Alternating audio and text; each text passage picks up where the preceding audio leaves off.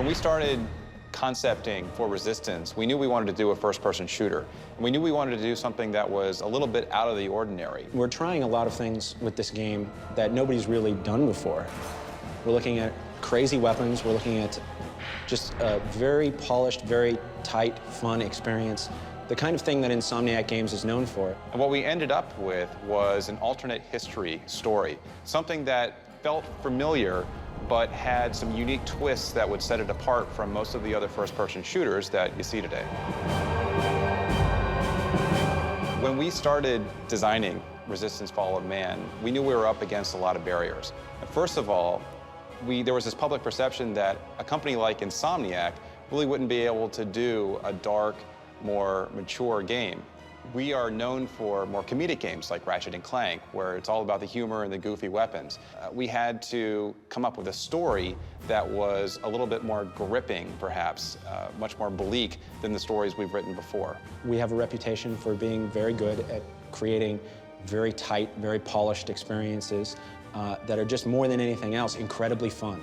Even though the subject matter might be different and the feel might be different, the same drive to create, a quality product is still there. So for our artists, for our designers, for those of us who are working on the story, we really had to change our way of thinking to make Resistance work.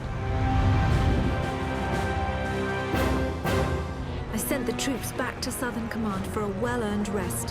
One of the things that we've always wanted this game to be was really gritty, realistic, and really immersive. We really wanted a game to feel really cinematic. The most unique thing about our game, artistically, is this mix of very familiar human elements with the completely alien. And that's really something unique that I think people haven't seen in games before. The content of the game has been kind of a fine line to walk along, mixing both the really reality-oriented stuff along with this fantasy. I mean, we're in 1950 England, and the next thing you know, you've got, virus-infected aliens walking around the place. We wanted to use real-world settings, and we wanted to strive for realism in our game, but at the same time, we didn't want to be bound by those restraints. We really wanted to be able to experiment with a lot of different kinds of environments, and we wanted to be able to experiment with a lot of different looks. Gameplay's role in Resistance: Fall of Man is to work with design and creative and come up with how to actually pull off these crazy things we talk about. We have these meetings where the whole company comes together and we'll discuss weapons or enemies or traps or ways to surprise the player. And then gameplay's primary role is to actually then figure out how to make that possible.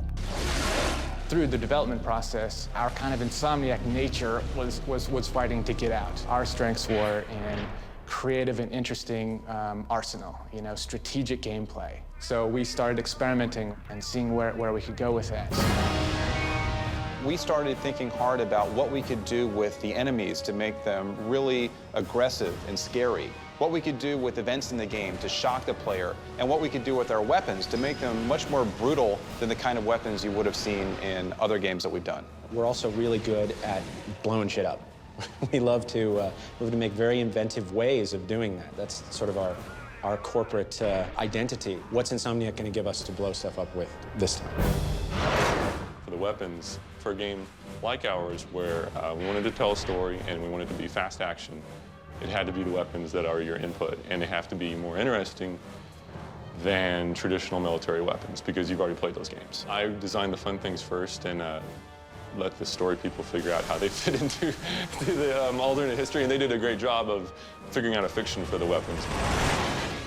I think with a first-person shooter, it becomes a challenge now to figure out what else the player can do besides just moving around and shooting things.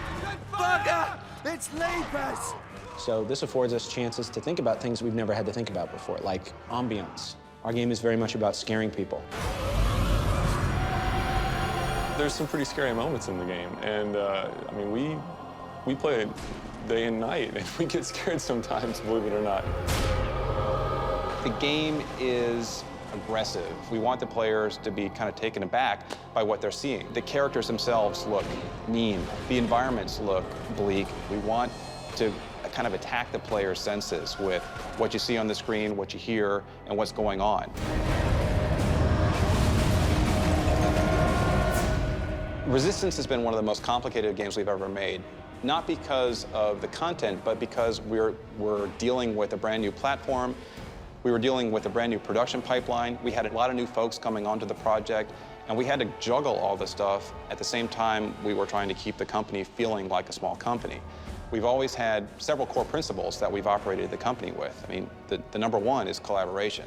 I think that you can't make a great game without collaboration. Anyone in the company really can make story suggestions or design suggestions or environment suggestions and know that those are really going to be considered carefully and many times used in the final product. Anybody can contribute to any part of the company in terms of design or other elements that they have, and it's really cool.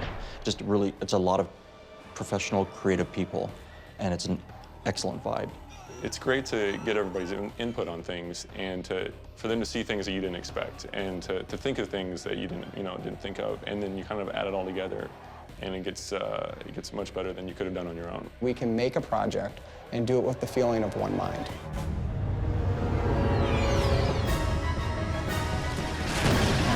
I think the thing that is going to be received really well with this title is the fact that it features a lot of variety, and that's with weapons, with environments, with just about everything. The polish level and the story are really going to pull you in, and it's going to stand out above most games. My hope for Resistance Fall of Man is that people play it and they are surprised at how fun a first-person shooter really can be. Actually, for me, the best thing would be if nobody could make a first-person shooter ever again without having it be like Resistance. What we wanted to do was create a well-crafted experience, a game that really immerses players in the story, in the gameplay, a game that offers consistent artistic themes throughout, and a game that is purely fun. And that's what we've been focusing on from the very beginning. When it comes down to it, we're trying to create a great, involving, fun experience.